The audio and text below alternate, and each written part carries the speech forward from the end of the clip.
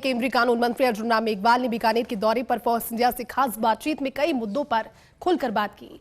मेघवाल ने कहा कि पीएम मोदी की नीतियों पर जनता का पूरा भरोसा है और इस कारण हरियाणा चुनाव में भारतीय जनता पार्टी की जीत हुई। हरियाणा में दलितों ने कांग्रेस के अपमानजनक रवैये से नाराज होकर भाजपा का साथ दिया। केंद्रीय मंत्री मेघवाल ने विश्वास जताया कि झारखंड और महाराष्ट्र में भी भारतीय जनता पार्टी सरकार बनाएगी। राजस्थान में आगामी उपचुनावों में भाजपा का प्रदर्शन शानदार होगा। राजस्थान में कांग्रेस नेताओं पर निशाना साधते हुए मेघवाल ने कहा कि गोविंद सिंह डोटासरा और अशोक गहलोत अपने घर की स्थिति को नहीं संभाल पा रहे। हाईकोर्ट में खाली पदों के मुद्दे पर केंद्रीय मंत्री अर्जुन राम मेघवाल ने कहा कि कॉलेजियम व्यवस्था के तहत रिक्तियों को भरने के प्रयास किए जा रहे हैं। जल्द ही इन पदों पर नियुक्तियां होंगी। बीकानेर में जल्द ही सुशासन के 100 साल नामक भव्य कार्यक्रम का आयोजन होगा। केंद्रीय कानून मंत्री अर्जुन राम मेघवाल से खास बातचीत की रेजिडेंट एडिटर लक्ष्मण राघव ने। केंद्रीय कानून मंत्री अर्जुन मेघवाल बीकानेर में हैं। लगातार चालो फॉर्म्स की बात हो, विदेश दौरों की बात हो, वो मोदी की नीतियों पर बात करते रहे। साथ ही साथ बात करते हैं जुडिशरी में रिफॉर्म्स की भी, बहुत सारी चीजें उन्होंने की है। लेकिन सबसे पहले हम दीपावली से शुरू करते हैं। दीपावली का पर्व है, लोग आप लगातार आ रहे हैं, क्या कहेंगे प्रदेशवासियों को? देखिए, दीपावली के पर्व पर मैं हमेशा 5-7 दिन के लिए बीकानेर रहता हूँ। कल मैं आया तो सीधा मैं नाल एयरफोर्स पे वहां गए, तो वहां के जो जवान, उनके साथ मैंने दीपावली के कुछ पल धनतेरस के दिन बिताए। तो आपके माध्यम से दीपावली के ये जो 5 दिवसीय पर्व होते हैं, धनतेरस से शुरू लेकर के राम का जो दिन होता है वहां तक, भैया दूज का भी दिन वहां तक, ऐसे 5 इस बार को कह रहे हैं 6 दिवसीय है। तो उन सब के दिनों की बधाई आपके माध्यम से। दीपावली शुभ हो, सबके लिए मंगलमय हो। और दीपावली तो उन्नति का भी प्रतीक है और उल्लास का भी प्रतीक है। तो नागरिक सब सुख रहें, सुखी से रहें, शुभ हो उनके लिए, दीपावली मंगलकारी भी हो, ऐसी शुभकामनाएं आपके माध्यम से भी करता हूँ। हरियाणा की जीत ने थोड़ी मिठास बढ़ा दी होगी आप लोगों की दीपावली पर? बहुत लोग जलेबी बना रहे हैं। हम भारत विकास परिषद का एक मेरे घर पे कार्यक्रम था, तो लोग जलेबी बनाने लगे। फिर उसी दिन हरदीप पुरी जी के यहाँ कार्यक्रम था, तो मैंने देखा एक तो जलेबी ही बना रहा था स्टॉल में। तो जलेबी जो एक ब्रांड बन गया। राहुल जी को आप क्या कहना चाहते हो? सीधा कहो ना आप तो। अरे वो ठीक है, एक ब्रांड बन गया। देखिए,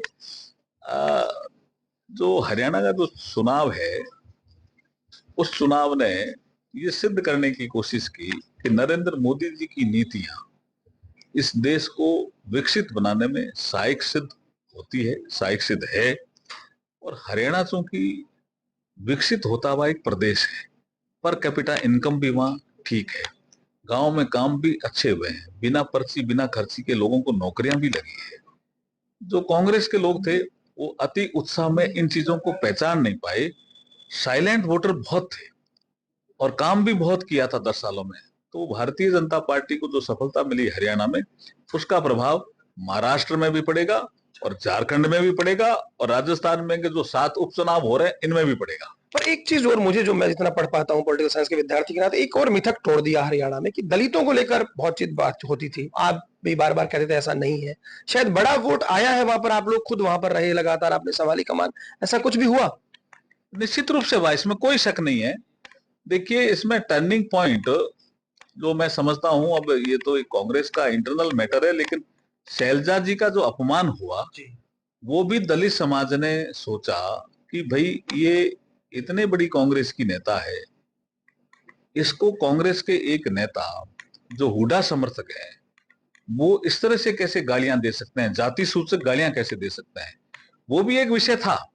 गुड गवर्नेंस और डेवलपमेंट एक विषय थे, लेकिन दलित समाज जो चेंज हो रहा था, मैं वहां देख रहा था, लगातार देख रहा था, मैं मीटिंगें भी कर रहा था, सुबह शाम भी मीटिंगें कर, लेकिन कुछ ऐसे जिसको हम शो मोटो मीटिंग्स कहते हैं, स्वतः स्फूर्त मीटिंग है, सुबह 7 बजे दलित समाज के लोग मोहल्ले में आते थे, इकट्ठे होते थे, अब की बार सबक सिखाना है कांग्रेस को, ये विषय भी था।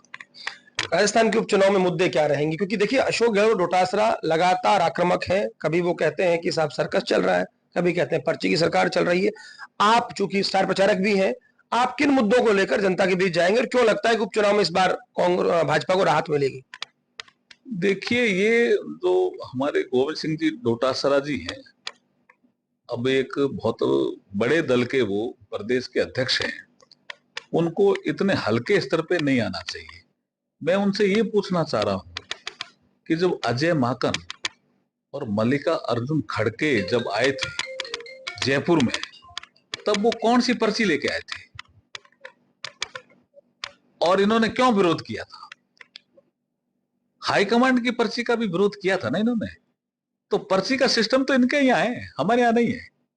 एक चीज और, अभी भी पद जो है जुडिशरी में बहुत खाली है, चाहे सुप्रीम कोर्ट से हाई कोर्ट तक, इसको लेकर क्या है, किस तरह से आप देखते हैं, क्या रोड मैप है? देखिए, जुडिशियल अपॉइंटमेंट को लेकर के सरकार लगातार चिंतित है, इसमें कोई शक नहीं है।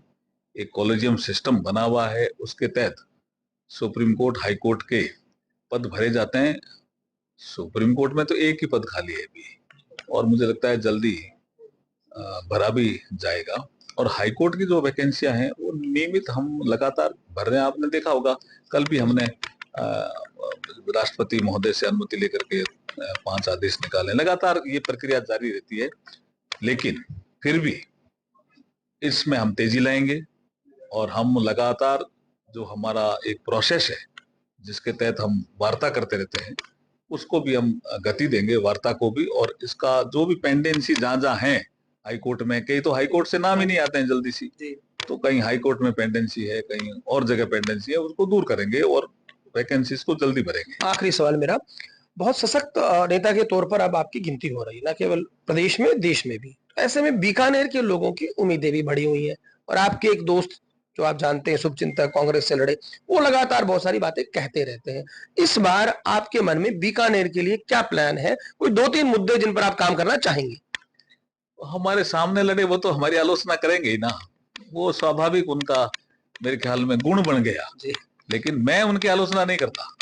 चुनाव में भी कम ही बोले आप। मैं भी क्यों आलोचना करूं जी? मैं मेरा काम करूंगा। मेरा स्वभाव है कि मैं मेरी लाइन बड़ी करूं।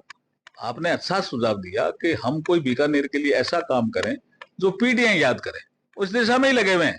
जो हमारे विरोधी हैं, विरोधी दलों में जो लोग हैं, वो आलोचना करेंगे, उनका स्वभाव है, उनका ड्यूटी भी बनती है, लेकिन उनको हल्के स्तर पे नहीं जाना चाहिए। आलोचना का स्तर रखना चाहिए। आलोचना का भी एक स्तर होता है, और हम राजनीति शास्त्र में सीखते हैं कि अटल जी भी आलोचना करते थे, लेकिन एक स्तर से करते थे। कांग्रेस में कुछ लोग होते थे जो आलोचना करते, लेकिन एक स्तर के होते थे।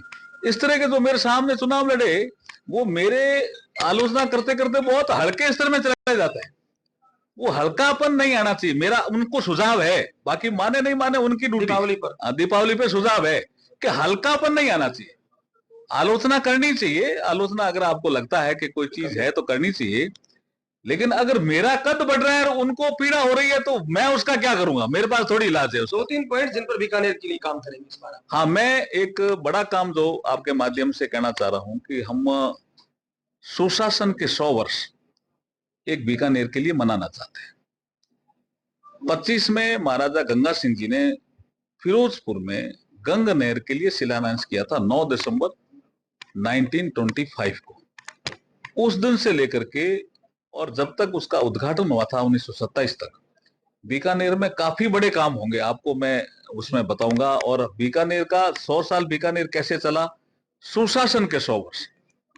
हम नहर से लेकर के, रेलवे से लेकर के, सोलर से लेकर के कैसे आगे बढ़े, बीकानेर कैसे आगे बढ़ रहा है, वो बातें भी आएगी। अगला 100 साल का रोड मैप क्या रहेगा, उसमें ये 2-3 साल के बड़े काम होने वाले हैं। जो अगला प्रेस कॉन्फ्रेंस करेंगे उसमें आपका खुलासा करूंगा। बहुत शुक्रिया। तो केंद्रीय कानून मंत्री अर्जुन मेघवाल विभिन्न मुद्दों पर खुलकर बोले। उन्होंने खास तौर पर डॉक्टर अशोक गहलोत पर भी निशाना साधा और कहा कि हरियाणा में जिस तरह की जीत हुई है, जनता ने मोदी की नीतियों पर मुहर लगाई है, और ये झारखंड और महाराष्ट्र में भी देखने को मिलेगा। राजस्थान में उपचुनाव को लेकर कहा कि हम बेहतर प्रदर्शन करेंगे। कैमरा पर्सन अजीम भुट्टा के साथ Lakshman Raghav, first India news.